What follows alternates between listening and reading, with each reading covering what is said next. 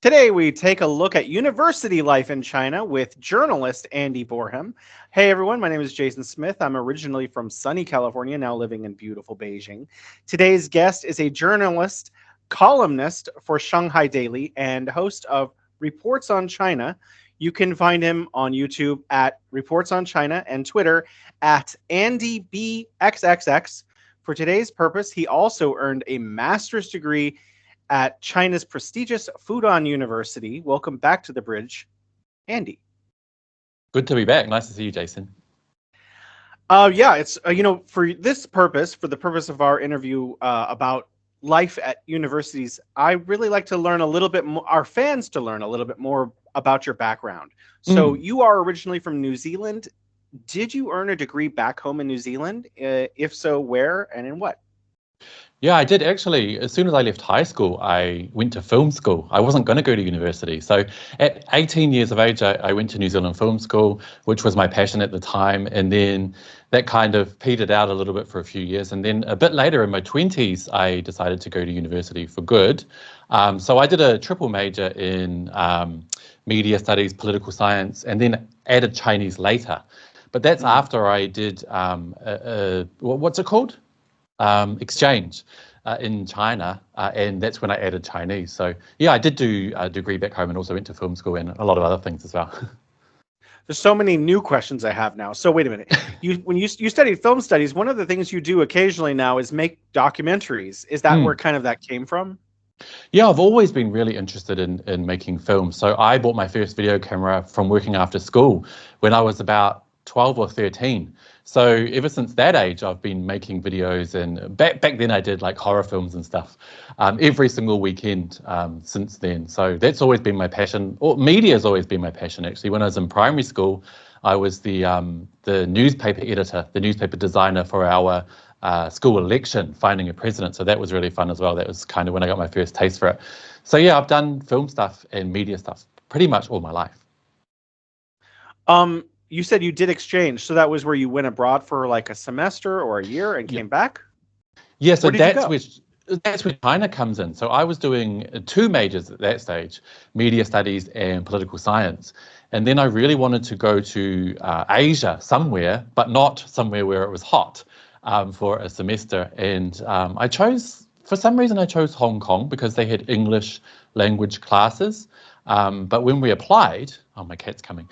When we applied, it was all full, so I couldn't go there. And then I said to my teacher, I really want to go to China then, somewhere, if not Hong Kong, then somewhere else. And they were like, well, most of the classes are in Mandarin, and you don't speak Mandarin. I was like, bummer. And then she said, actually, you could just go there and do Mandarin, intensive Mandarin classes for a semester. I was like, okay. So I did that, loved it, added it as a major, and then that's when my China story began. Wow. So what's the name of your cat, firstly? Bai Su Zhen. It's like every Chinese person knows Bai Su Zhen. It's like the white snake from one of the fairy tales. Yeah. But in English, you can call her Sui. So Hong Kong, was that your first time going to Asia? No, I'd been before that. The first time I visited China actually was in winter, because before that I'd been to like Southeast Asia where it was really hot, and I'm not a fan of hot weather. And then the first time I visited China, I went to Nanning in the south and then Guangzhou, and it was really cold. And I was like, oh, wow, there's Asia that's cold. So that's when I started my fascination with China. So then, I came back a few years later for that exchange. This is the first time I've ever heard someone describe Guangzhou as cold. Exactly. No, it's really weird now that I think of it today because it's not a cold place. But we were there in winter, and for some reason it was quite cold. So I fell in love.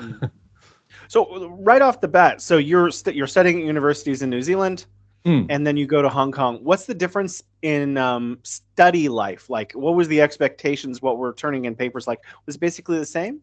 Well, no, I couldn't get into Hong Kong University because it was full. So that's why I came to Shanghai. Then I went to Shanghai. Yeah, I went to East China Normal University to do a semester in Mandarin Chinese. It's completely different because when you're studying language intensively, you need to go every day at set times. And of course, we all know universities quite all over the place. Like, some classes in the morning, some days no classes at all, some classes in the afternoon. But with intensive Mandarin, it's in the morning till lunchtime, and then you study for about 4 hours a day. Then you're off, so you can go and do other things, or as I did, go home like a nerd and study the textbooks and really try to learn, because it's tough. It's tough learning Mandarin Chinese, as you know, so you've really got to dive in. But in that aspect, it's quite different because it's intensive language study. But then afterwards, when I started my master's at Fudan, that was pretty similar to New Zealand. You have classes all over the place and doing homework and research and stuff like that. Well, let's link these two together. So when you finished your intensive courses in Shanghai, you went back to New Zealand to finish your studies? Yes. Yeah, because I was still doing my undergraduate degree in New Zealand at Victoria University. So that I added on a major. So then I had 3 majors in my undergrad. And when I actually, while I was still doing that, after that semester, I did 2 more semesters at Chinese universities. So I went to Tianjin University in the north, and then Yunnan, in Kunming in the south. So I went all over the place. And then once I graduated with my undergraduate, I started my master's here in Shanghai. So wait, what did you study in Kunming and what did you study in Tianjin? More Mandarin? Yeah, that was all intensive Mandarin as well. Yeah. So when I went to Fudan to do my master's, which was in Chinese language and culture, that was kind of the first time I did something outside of intensive Mandarin. So that was really interesting. I added a lot of media classes, journalism and stuff like that in my spare time, which was really interesting, really helpful as well. Well, before we get to your master's degree, you studied in Shanghai East Normal University and then Tianjin and in Kunming. What was student life like, and how did that compare to student life back home in New Zealand? Actually, it's very similar, because when you're studying intensive Mandarin, for example, it's a lot of other foreigners. So I would say most of the students are there to have an experience, to visit China. They don't really, I think the classes are quite secondary. So they're there to make friends, travel around. A lot of the time they're skipping class I don't blame them, because China is an amazing place. They want to use this opportunity to travel around, visit. This is a massive country. So I think it's a lot similar to in New Zealand, where a lot of people are there to kind of make friends, I guess, and have experiences. For me, because I went to university a bit later, I didn't start till 28. It was about learning. So I wasn't interested in going to parties, drinking. So I was right into the study, which I think is quite useful. A lot of people, if you go to university when you're 18, of course you want to make friends and learn about the world and be an adult and do all that sort of stuff. So for me, it was study. But for a lot of people, including coming to China, they're here for an experience. So study is quite far down the list. Before we get to, again, let's just focus on your undergrad and maybe the Kunming and Tianjin time for applying, because there's a lot of interest in the West in applying to universities in China. And I want to help facilitate more people able to come to China and do that. I didn't do that. I came here for work. Okay. What was it like applying to study in China? Did you do that through your university, or did you do that independently?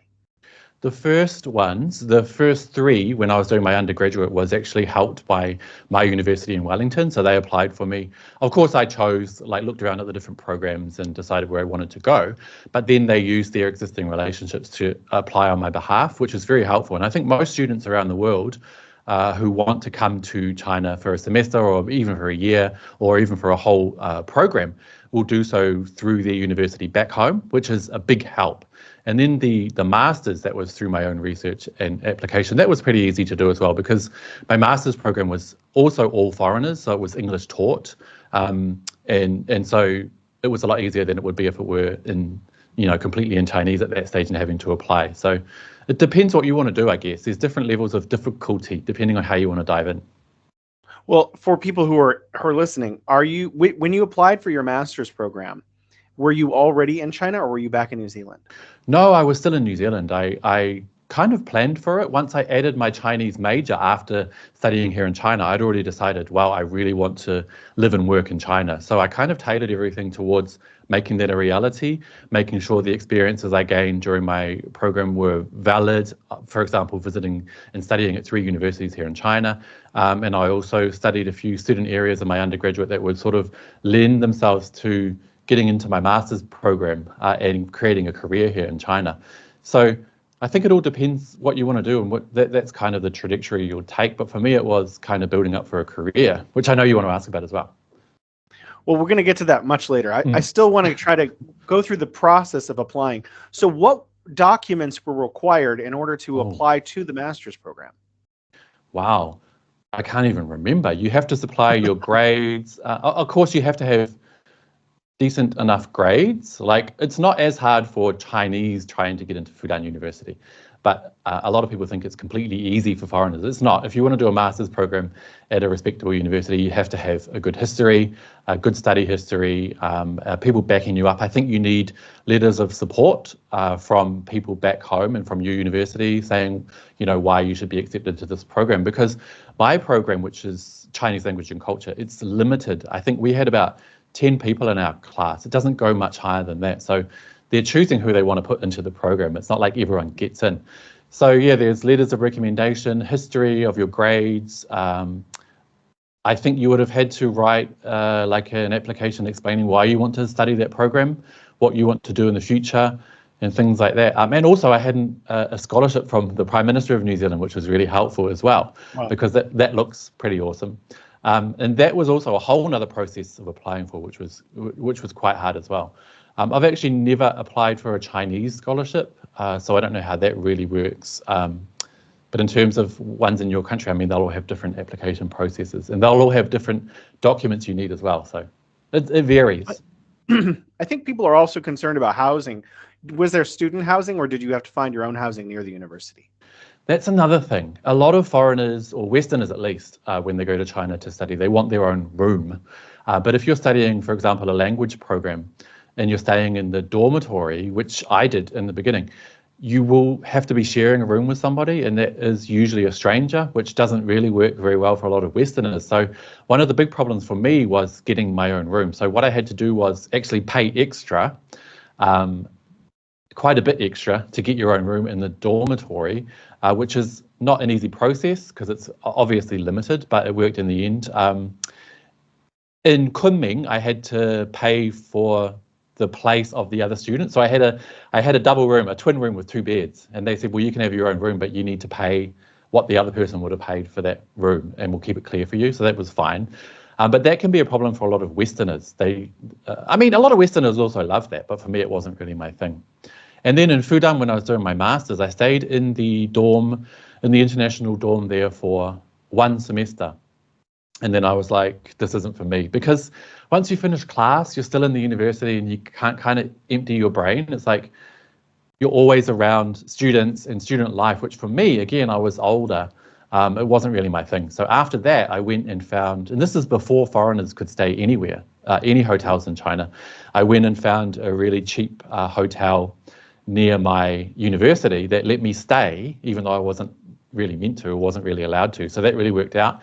It was cheap enough. But I think nowadays, people who want to live on their own outside campus, maybe in a hotel, will have a lot easier go at it, because foreigners can now stay anywhere, which is pretty cool. So you mentioned that your program was all English taught, even though you were also taking Chinese classes and you're fluent in Mandarin. Were there a lot of programs that are all English taught at the university of your choice? Yes, there are. In the major universities like Fudan, there's a lot of English taught programs. And it kind of depends, well, firstly, where your level's at. So even though at that stage I'd been studying Mandarin for maybe 2 years and had an undergraduate degree, one of my majors was Mandarin, you have to have HSK level 5, I think, to do a Chinese language course completely, which I didn't have at that stage, so I didn't have a choice. But there are a lot of choices in Fudan for international students to learn in English. And a lot of the time they don't learn Mandarin at all, which is quite interesting. I remember there was my program, which was Chinese language and culture, which isn't really learning Chinese. It's more learning the history of it, and how Chinese is how it is, and all the different dialects and stuff like that. There's also political masters, Chinese politics, which I really wish I did, Chinese journalism, economics. There's a lot of different degrees you can do completely in English. So people, if you don't want to learn Mandarin, you can look into that. So you studied, Chinese language and culture. So what were could you give us 2 or 3 of the courses that you took? Like what were the kind of things that get covered? Sure. The cultural part, I remember a lot of it. The cultural part, you would learn about like we did a paper on, how people go dancing in parks. Guangcheng, they dance in the parks in China. We did a paper on that when I met a lot of the people. That was one semester. It sounds pointless, but it was really interesting. A lot of papers on Chinese history, Chinese literature, things like that, Chinese festivals, everything. And there's a lot of elective courses as well where you can choose which ones you want to take. And then in terms of Chinese language, it was more, I think they call it, and I didn't learn this English word until I came here, philology. Have you heard that word? Yeah, I have. It's like the history of words. Yeah, of the language. So yeah, that was the Chinese language part. It wasn't actually learning Mandarin or anything like that. It was learning the philology of the Chinese languages. So that was interesting. That actually sounds fascinating. Every time I go to a museum and they show, the old turtle bones or the cow bones with the ancient inscriptions, or just burned bones, I always like, oh, how did this transform to what we see today? And I guess you have a better advantage into that. Yeah, definitely. It's very interesting. But a lot of the people in our class were quite disappointed because we thought it meant learning more Mandarin Chinese, and it doesn't. So we had to do elective courses in Mandarin Chinese as well. So that was interesting. And also, like I said before, I did a lot of journalism papers while I was there. The Fudan University School of Journalism is really famous. So that was also really helpful to kind of learn about Chinese media. Could we just really quickly, again, back to classes, you're now taking English classes at Fudan University in our story, but you also took classes back home in New Zealand. How do turning in papers, showing up to class, do students work together more or separate after in class? How does in-class behavior and work between China and New Zealand in your experience? Well, actually, in China, it can be a whole lot more strict, and a lot of Western students that come here don't understand that, and they don't like it. You have to go to class. So I think one of the main reasons behind that is because a lot of the foreign students studying here in China are doing so on Chinese government scholarships. So, of course, they have some strict criteria for attendance, turning in your homework, and passing. So it wasn't as much the case before, but now I've heard it's got even more strict. And if you don't come to class, don't pass your papers, you'll actually lose your scholarship and get sent back home. So when you come to study in China, you really need to focus on study. They're really pushing that more nowadays. So when I was studying, for example, at East China Normal University, a lot of those people would have just outright failed today, because they just didn't turn up for classes for weeks on end. They'd go traveling, drinking every night. Of course, the classes are in the morning. So if people go drinking every night, they can't get up, So that aspect is a lot stricter. In terms of working together, I remember a lot of the papers were, like in the West, you have projects, group projects. So I remember, for example, in one of our media projects, we had to make a plan to promote some cultural event or something. I can't remember. But we worked together, and there was a lot of Chinese students in the class as well that are they're like journalism majors, and they're trying to improve their English. So they take these journalism classes in English as well. So that was really interesting in terms of being able to meet and become friends with locals, especially locals in the media industry or who are training to be journalists. So there's a lot of working together as well. There's also some obviously visits outside. You can visit Chinese factories. Of course, I mentioned before, we did the whole Guangcheng, the dancing, public square dancing paper, where we went outside a lot of the time to meet real people, visiting museums and stuff like that. So I think apart from the strict attendance requirements and passing requirements, actually passing is important in the West too. But a lot of people think, this is probably how I'd wrap it up. A lot of Westerners, at least when I was studying, thought that coming to China to study was a great excuse to go traveling and learn about China and visit places and not really care about studying. That's not the case. You have to study hard. And I think that'll be a shock for a lot of people. When you started this answer with, you have to come to class, I'm right away shocked, because I was one of those nerds that always went to class, sat in the front, took notes and stuff. So to me, it's surprising that people can think that they can get away with not showing up in any country. I mean, what's the purpose of getting a degree if you're not there to learn? I mean, it's just a waste of time and money. It's kind of bizarre. But what about student life? Again, during your master's program, you lived off campus after the first semester, but you obviously you must have made friends. And what do students do in China? Do they go out? Okay, for example, in the United States at big universities, people get hammered on the weekends. They have fraternities, sororities, huge parties. Even graduate students participate in those sorts of activities. What are students and student life like in China? Well, like I said before, I didn't really delve into student life that much because I was older. So, but I do know, like I mentioned before, they don't just party on the weekend. A lot of the foreign students party every single night. And the annoying thing is, well, it's not annoying, it's capitalism, but there's a lot of student bars that have been set up specifically all around the universities. There's a bar called Helen's, I think, that is like outside every university in China, basically. And what they do is they send like event promoters around to the universities to find foreign students specifically to come and drink, and they give them vouchers, and it's like buy one, get one free, blah, blah, blah. So drinking and traveling is a huge part of student culture in China for foreigners, or at least it was back then. In terms of Chinese students, I think Chinese students are a lot more, well, they're a lot more there to study. Of course, they have fun as well, but maybe they wouldn't go out drinking every night. They'd probably stick to, if they were going to go do something, maybe just on the weekend.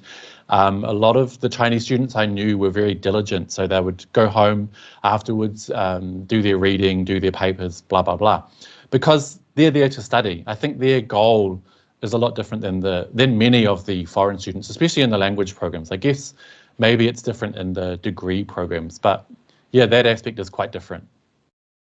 So I've noticed statistically there are fewer foreigners studying in China than there were in 2019. What do you think the advantage? I want to ask, firstly, what do you think the advantages are for people coming to China to study versus getting a degree back home? Oh, there's so much. I don't want to be mean to my classmates from my undergraduate degree in New Zealand, but the people doing Chinese there would graduate with a Chinese major or a Chinese degree, Chinese language, and they can't even have a conversation in Mandarin Chinese. They pass the exams barely. You just don't have the immersion. So I think if you're learning language, obviously it's much better to come here to China and learn it. And I'm really happy and proud that when I first started, my first steps were actually in a university in China, because you learn everything correctly. On that program at East China Normal University, where I just dove straight into Mandarin, I met an American student, and he was in my class, the beginners class, but he had actually been studying Mandarin already for 2 years back in the States. And he said when he got here, because when you first arrive in China for your Mandarin class, you need to do a little exam. They'll test your level and decide which class you're going to go into. For me, I just went straight into the bottom one. But for him, he came to the exam and they asked him a few questions, listened to his Mandarin, and he got sent to the first class as well. And he found out he'd been learning everything completely wrong. So his tones were all wrong, his pronunciation was all wrong, and he had to start again. So I think in terms of Chinese language, Mandarin, just come here. Like, try your best to just come here and do it from here. In terms of if you're doing a China-centric topic in a degree program, like for me, I was doing Chinese language and culture, there's Chinese politics, Chinese economy. Of course, that's also more beneficial to come here to this environment and do it as well, because you're going to learn so much more, not just about what you're learning, but also China in general. You can make friends with Chinese people, you can see how life is here. So I think all in all, if you're interested in China, sure, you could start back home if it's more convenient, but you have to come to China at some stage to kind of cement it all in and make sure you're doing everything right. Well, may I ask, how long was your master's degree, and do they vary in length in China? Are they 1 year, 2 years, 3 years? I think they do vary in length. Some of them are 3 years, but mine was 2 years, which was good. It was pretty fast. And in New Zealand, we have a 3-year undergraduate degree. Then the 4th year is called honours, and it's not compulsory. It's only if you want to move on to masters. So normally you need to do the undergraduate, then honours, then you can do a master's. But since I came to China, I got to jump straight from my undergraduate to master's, which was really cool. So that might be beneficial for foreign students as well. I think there's a great interest in actually moving to China. And some people are thinking about using university, like you did, as a stepping stone into China to look for employment. So are there job fairs? How does one go about looking for, I guess we would call it guanxi, while they're studying? Well, for me, the biggest key is to do internships. I think a lot of people tried to do that. A lot of people didn't. When I was doing my master's, which was 2 years, after the first year, actually in the first year I worked at Sixth Tone, Sixth Tone. Yeah. Yeah, as an intern doing media. And then after that, for the second year, I worked the whole year as an intern at Shanghai Daily, where I work now. So I went straight into building Guanxi and getting my job, which was really good for me, especially since that was the area I wanted to work. I mean, of course, I've worked in media my whole life, but I had decided, I really want to work in media in China. I think people need to realize that Mandarin Chinese, even though it's super important in terms of working in most jobs for foreigners, it's not that important because they want you for your English language skills or your Spanish or your whatever it is. There are 1.4 billion people here that will speak Mandarin Chinese much better than us. So, we're not competing for those jobs. So I think, like you said, though, building Guanxi is totally important. And I think most people do that through internships. I have to say, I am not fluent in Chinese. My Chinese is upper level HSK4.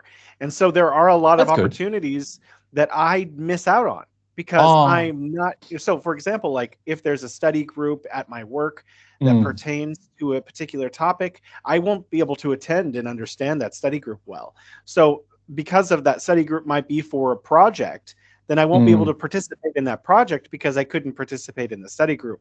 So I would say that people, whatever they're doing, I feel that the people that have learned Chinese here in China, that are working here in China, it's a massive strategic advantage.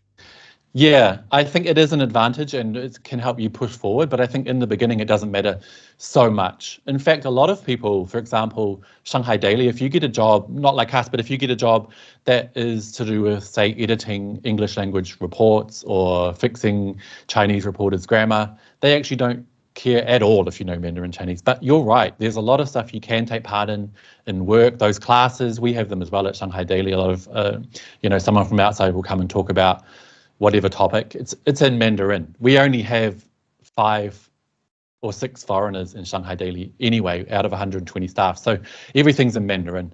And it's true, you do get more advantages. For example, if there's, say, a topic for a video or meeting somebody or chatting with someone, most people, well, not most, but a lot of Chinese can't speak English. So you'll only really get into those opportunities if you speak Mandarin. But that's above, for the beginners, I would say don't worry about it too much.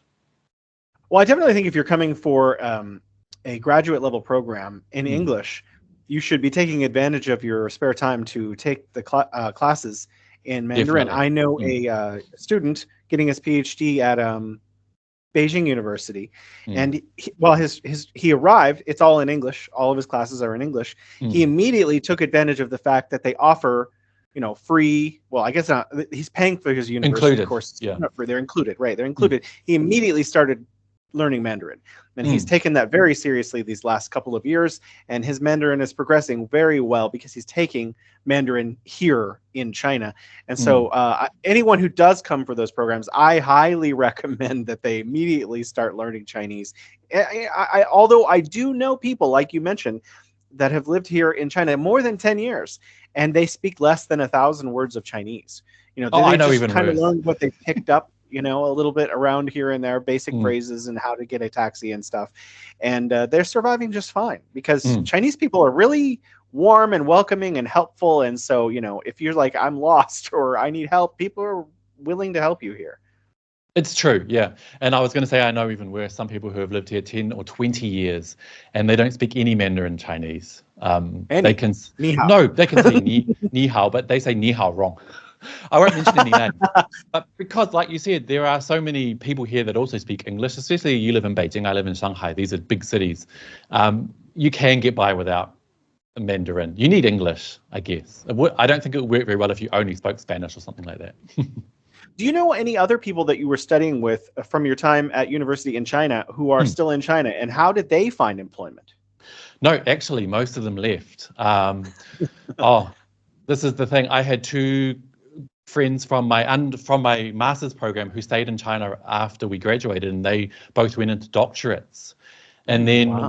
when China shut down 3 years ago, well, for 3 years with that whole situation, they actually left. And, as the whole situation kicked off, they were like, oh, I've got to leave. I'm going to head home and I think it's not safe here, blah, blah, blah. And they made the wrong bet. So they haven't been back. And their programs obviously ended and that's it. So I don't know anyone from my master's program that's still here. Yeah, no, I don't know anyone that's still here. Well, do you meet professionals who are also foreign-born English expats who studied in university, and how did they find employment? No examples. Oh yeah, I know people who, for example, like I said before, like I have one friend from New Zealand. He speaks really good Mandarin, and he studied here. He did his master's here, and when he graduated, he went to work in the video game industry. But again, his skill that they want is his knowledge of the English language. So he's internationalizing video games. So there's so much to do. Like, I think what people need to realize is it's probably any job you find here in China, even if you speak really good Mandarin, is going to be tied somehow to your native language. I think that's your core skill that they need. Otherwise, they'll just hire a Chinese person. You know what I mean? Yeah. So yeah, I used to know some sound engineers who were really good, at the soundboard, big shows all over China. And then at some point about 10 years ago, they were like, well, you're great at this, but there's 10,000 Chinese people with the exact that same can do skill it. set. So, Exactly. The need for foreigners is sort of dying out unless it's related to connections to foreign places, Other countries. Yeah. English speaking, Spanish speaking people who are fluent in that. So do you stay in contact with your Chinese peers from university? Because you mentioned that some Chinese journalism peers were taking English journalism classes to improve their English.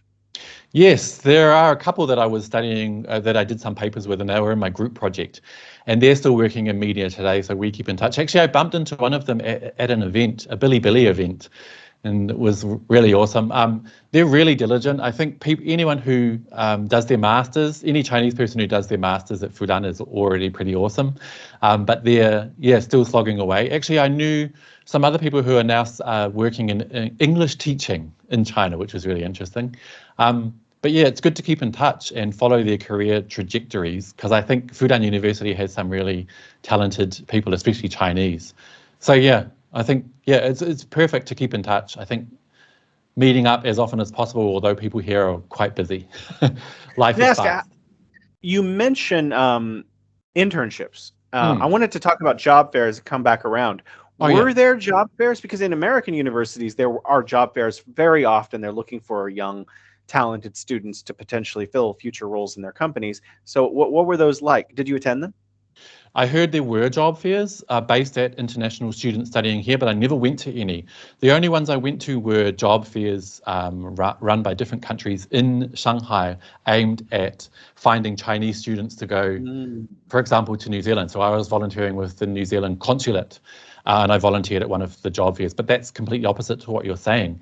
I know there were job fairs, but I didn't go to any of them. And I don't think, for me, it feels kind of wrong, because you mentioned before Guanxi, which is so important here in China.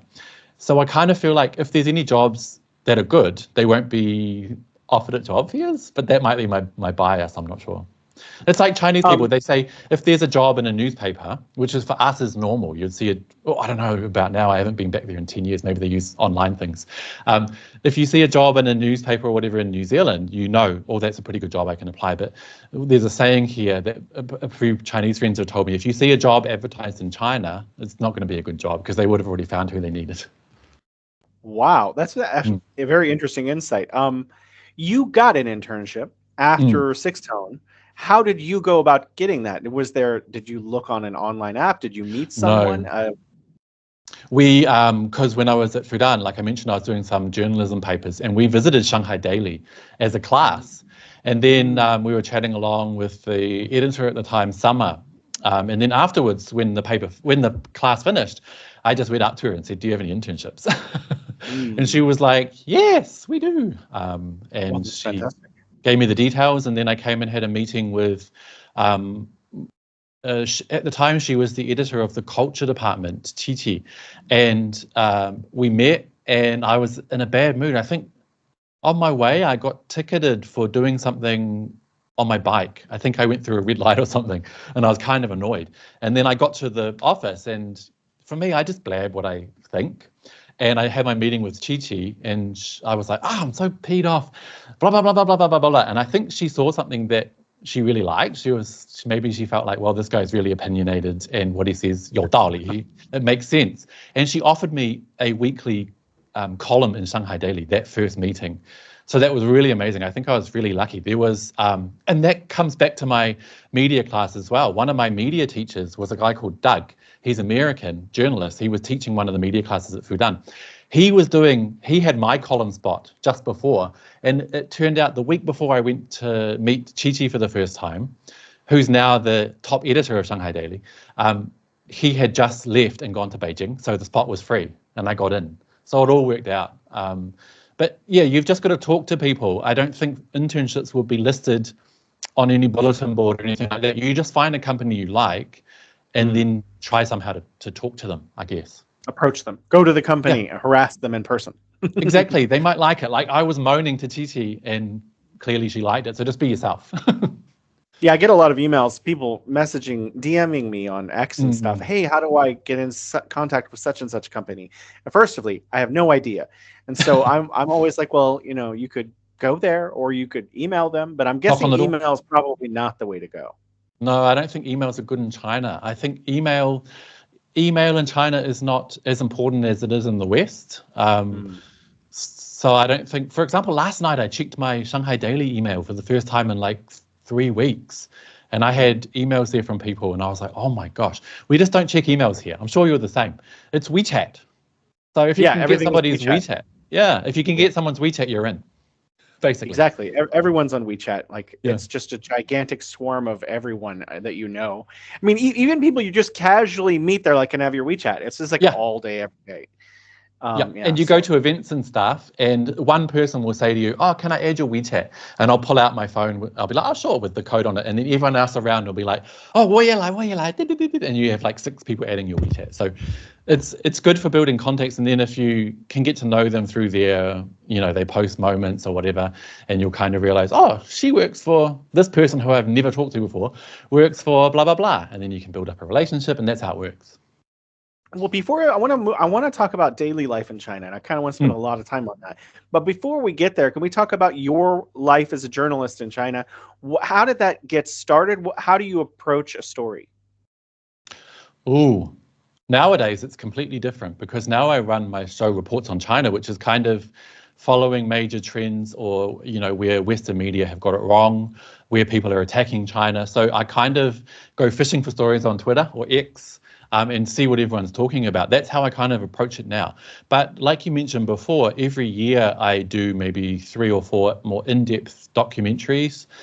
And that's kind of based on what I'm interested in or what's coming up. Like last year I went to Brazil for the 50th anniversary of China-Brazil official relations. And that was just because it was coming up. I saw, it's the 50th anniversary this year. Should we do something in Brazil? So we ended up flying to 3 cities there, digging up stories related with China. So that was really interesting. In China, anniversaries are very important, especially when it comes to, the 10th, like 10th, 20th, 30th, 40th, 50th. They're very important based, I guess in Chinese culture. So because it was the 50th anniversary, that kind of really worked out well. Also I think it was last year, I went to New Zealand to do a short documentary on a famous New Zealander who lived in China for 60 years of his life. So that was, as well, like you mentioned before, stories that kind of connect 2 places, which is really necessary nowadays in the world. So I guess what I'm interested in, what's coming up, what hot topics are happening, and what people are talking about on Twitter. Okay, so let's switch to daily life because I think a lot of people want to know about that. And you obviously live in Shanghai, which is considerably different from Beijing in many different ways. How would you characterize the cost of living in China versus back home in New Zealand? Wow, I think the cost of living in China, even in Shanghai, which is considered quite expensive, is really good. New Zealand is super expensive. But I want to add, Shanghai, a lot of people argue that it's China, of course, but it's not really like the rest of China. It's quite international, so it's kind of not really comparable.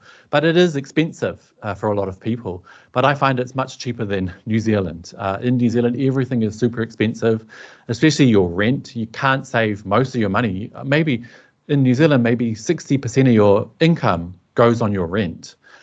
Food, you go out eating or drinking or having fun with friends or traveling or buying clothes, I call them toys, new lenses or whatever. It's super expensive. Everything's imported.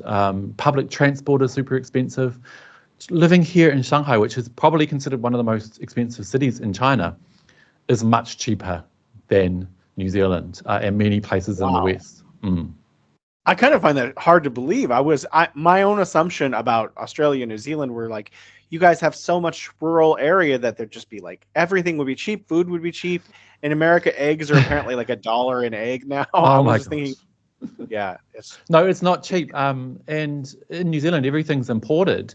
But apart from that, even the produce we make ourselves, like milk, lamb, beef, it's expensive in New Zealand, and it's so expensive that we actually export the best. For example, people will say to me, "Oh, you must love eating lamb. New Zealand lamb is amazing." Well, no, because the best part of it gets sent overseas. We get left with, the not so good parts. So even the things we make ourselves, milk is not very cheap in New Zealand. Butter is not very cheap in New Zealand. We make it there. I can buy UHT anyway, milk from New Zealand in China for cheaper than I can buy it in New Zealand. And that's because of the market size. So obviously Chinese companies or whoever's importing it from New Zealand is buying so much that they can get the price down, But in New Zealand, it's more expensive. So I think it's a fallacy. I think New Zealand's super expensive. Australia isn't much better. In the US, let's not even talk about that. The hotel prices, I was in Washington, DC recently. The hotel prices is astronomical. I don't understand how people can afford it, to be honest. Actually, it was already that bad like 10 years ago. It's just gotten so much worse. Like, for example, a very nice hotel here in China, you could probably get for just a few hundred RMB, which is like $100. But a very nice hotel in America could be thousands of dollars. Exactly. It's crazy. It just doesn't make sense. And I don't understand how anyone pays it. Even if you had the money, how can you stomach paying $1,000 for a hotel room? I just don't get it. Yeah, wow. It's just like better not to. So what about finding an apartment? How is that? Is it difficult? Is it easy? Is it the same as back home? What's the process like of finding a place to live in a city like Shanghai? Well, you can go through, it's probably easier. You can go through, there's a lot of apps here, like there's one called Ziru, or in English it's Ziroom, Ziroom. Yeah, it's not cheap. It's a little bit more expensive than normal, but those, they have apartments of all different sizes. You can get shared apartments, you can get one by yourself, and they're all done up, like they're all, they're nice, they're painted, they've got furniture. There's a service fee that's a month's rent per year, and it sounds high, but anything that goes wrong, they will fix it straight away. So for example, your TV, the TV stopped working, they'll just put a new one in. And you get a cleaner every month as well, which can be annoying because they change the cleaner every time, which kind of sucks. But there's those apps, and then that's where I lived before. When I first started working at Shanghai Daily, I just went to a Ziru place. But now I live in an apartment I found through meeting someone in my other apartment complex who we added WeChat, and then I saw, she rents out apartments. So I just messaged her and I was like, you rent apartments, can you help me find this kind of place? And she helped me find it, and that's where I am now, where my studio is as well.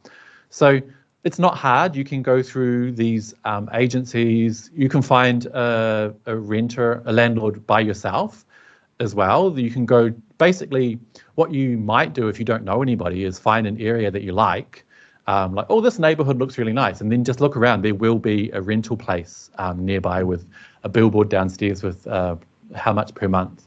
You can just get them to help you, or you can find a landlord yourself. Some buildings, you just walk into the building, like into the xiaoqu, what's it called? The complex. Compound.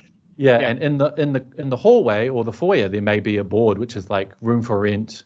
The landlord just puts it up there. You can contact them yourself. There's many different ways, and you don't necessarily need to speak Mandarin to do that. Especially with Ziru, you can find English speakers, so it's quite easy. and the rent isn't super expensive, which is awesome. Yeah, actually, I find it's very easy to live in China. I think paying bills actually lower, electricity bills are lower, water's lower. Everything is much more affordable. And there's this idea, I guess it's a global idea, the 15-minute city. Yes. So a lot of people are trying to move closer to where they work and stuff. It doesn't always work out. And there are migrants that come into Beijing from like an hour outside of the city every day. But, you know, it is getting better, I think, over time.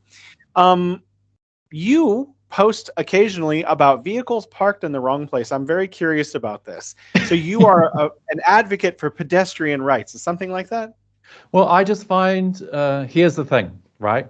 People say I don't criticize China. I do, especially in Shanghai, where the government says it's an international city. You know, they really want to be an international city. Everyone wants to be welcome here, blah, blah, blah. But I don't find Shanghai pedestrian friendly. And if someone wants to be an international city, I think that's important. So I give them a bit of pressure. I guess a lot of people, they just, you know, they'll ride their bike and then they're like, oh, I want to go into that store there and buy something. They just park their bike across the footpath. And it's like, what are you doing? Like, do you really think there's a good place? And recently, I found a police car near my apartment parking over a pedestrian crossing, which is illegal. In any country, you don't park on a pedestrian crossing. And I was just like, oh, ignore it, calm down. And I just keep walking because I go past every day. And then the next day I went past, it was there again. And I was just like, that's just stupid, because if I park there, I'll get a ticket, right? So I rang 12345, which is the mayoral hotline. You know, you can make complaints. And I complained about it. And then the very next morning, the guy called me back, the head of the police station. And he was like, you're absolutely right. They're not meant to park there. No one's meant to park there. I'm telling him not to park there anymore. And not only am I telling him not to park there anymore, I've told the whole, staff, don't park over crossings, which just goes to show how, you know, how they really look up to the 1, 2, 3, 4, 5. 他们看重. I keep forgetting the English words. 他们看重那个1、2、3、4、5.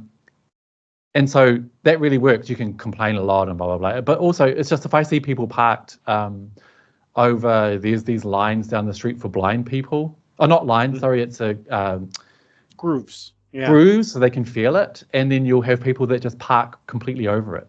I just find it abysmal. So I'll often post about it. I'll post about it in China on Bilibili, because then people who follow me will call and complain, which means I don't have to complain myself. But yeah, I just think Shanghai could do a lot better with making the place more pedestrian and friendly. I mean, it sounds to me like you have just debunked one of the largest disinformation sort of concepts about China out there. You're allowed to complain. You're allowed to complain on Chinese social media, and you're allowed to complain to the police, and they will actually solve the problem for you. Exactly. So when I took a photo of the police car that was parking illegally, I posted it on Twitter with the plate number. But when I posted it in China, I was like, oh, I'll be polite and I'll blur the number out. And then all my fans started saying, why did you blur the number out? Post it without the number blurred. Let's shame them, blah, blah, blah. So people complain about the government in China all the time. It's just people obviously overseas who say, oh, go out on the street and say F you to whatever. That is not, I don't know, it's not a good argument, because who wants to do that? What does that achieve for you? You can go out on the street in the US and say F you President Trump, sure, but is it going to achieve anything? Absolutely not. In China, you can complain online, you can call 1, 2, 3, 4, 5, and things get done about it. So I think it's a big difference. Yeah, I agree with you completely, actually. Let's go back to your work for a moment. Why do you, what got you interested in journalism? Oh, I can't even remember. I've been interested in journalism forever. When I was, I think 10 or 11, I started a newspaper. I mean, it wasn't a newspaper. It was like a bulletin, and I made headlines and the news, and I printed it out on, you know, those old printers that go. Yeah. They still have them in banks. That's what we had back then. And I was like designing it on an old Mac, and it's like news from my street. And I called it, my street was called Ko-Fi Street. So I called it Ko-Fi Kids Newspaper. And I would like print it out, cut it out, and then put it in all the houses. And then I got in trouble because one of the kids in the street told me the neighbor's dad hit him because he threw a ball and it hit their house or something, and he came out and hit them. And I was like, that is scandalous. This is when I'm 10 or 11.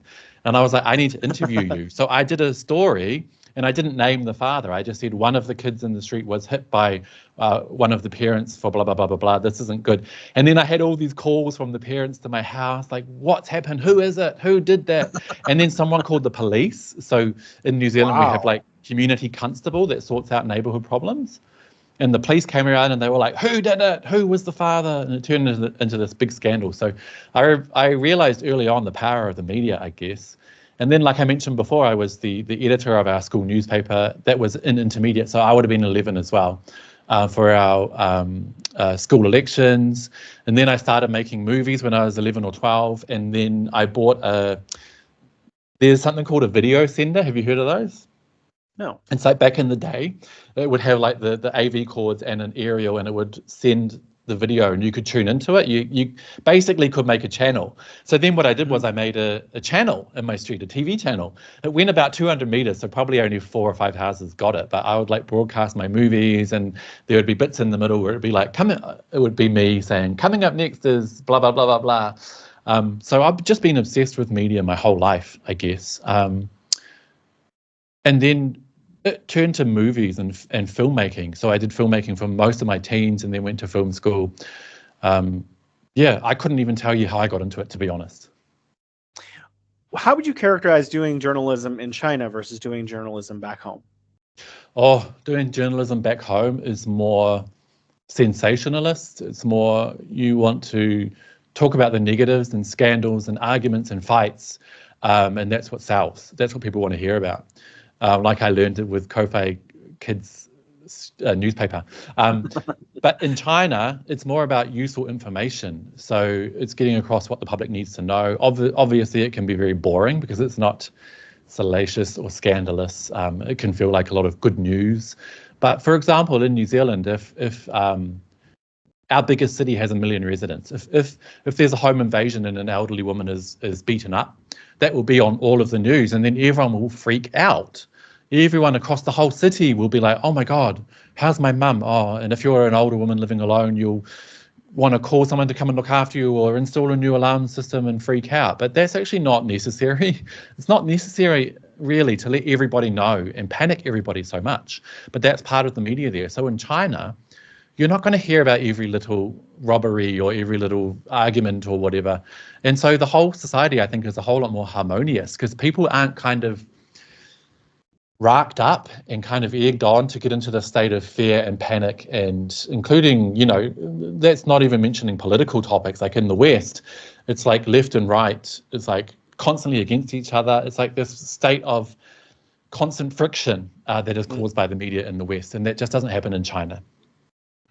Well, I want to talk about your area of expertise, how media in the West or outside of China largely report on China versus how China reports on itself or about the way things are actually exist in China. How would you characterize Western media's reporting on China? Is some of it fair? Not usually. I think it's normally, because one of the big things I try to teach people on my show is that, especially with written media, the headline is the most important thing, then the byline, then the first paragraph. That kind of, a lot of people just get their news from that. So what Western media will do is they'll report something very negative or even turn a good story into a negative by making the headline and then the byline and then the first paragraph only focus on those negative things, which may not even be true. And then they might, way down in the article, paragraph 7 or paragraph 10, finally put some balance in there and maybe interview someone who says, well, actually, no, that's not what it's like, or you're kind of looking at this wrong, or blah, blah, blah. That's one of the tricks they do. So they'll kind of pretend it's fair, but actually they know that most people get their news by glancing really quickly across the headline, maybe reading the first paragraph. So I think that's what they do when they report on China. They always tinge it in a negative light, and they're always painting China how most Westerners see China, which I use a whole lot of Ds: dark, dirty, dystopian, dangerous, dictatorial, disaster. That's how they see China, or how they put it across. When I was working at Sixth Tone as an intern, there was a story on something to do with McDonald's. Actually, I think it was, what's that mathematical symbol, pi? Mm-hmm. Yeah, there was some mathematical, some mathematics festival or something, and McDonald's said, McDonald's did an ad like, come and come for Pi Day, and they used that symbol. And then Sixth Tone, I think this is the story, I may be wrong, but then Sixth Tone reported on it as, well, the story was kind of like, if you use that symbol in the West, maybe people wouldn't know that it was pie and then get the idea that it's like come and eat an apple pie. But what they did was, what would be a neutral story, this is when Sixth Tone was run by foreigners, by the way, they kind of had to tinge it into a negative. So then they found a stock image of McDonald's to use on the story. They found a really old, dirty, like, I would have to say communist looking McDonald's to use to illustrate it, instead of just using a normal picture of McDonald's. So even just the way they choose the picture can kind of give a feeling. So it was like a dirty, dark, concrete, cyberpunk, like dystopian looking McDonald's, and that's what they chose. And that's kind of what they do. I think they use many, many tricks to kind of give the feeling without sometimes being blatant. So like they'll argue, like I said before, they'll argue, no, the story is fair. We interviewed blah, blah, blah, blah, blah. Yeah, but it's in paragraph 10, So a lot of the work we do is to try to make people see the other side and see the reality of China. And it's not all good. The reality in China is not all perfect. No country is perfect.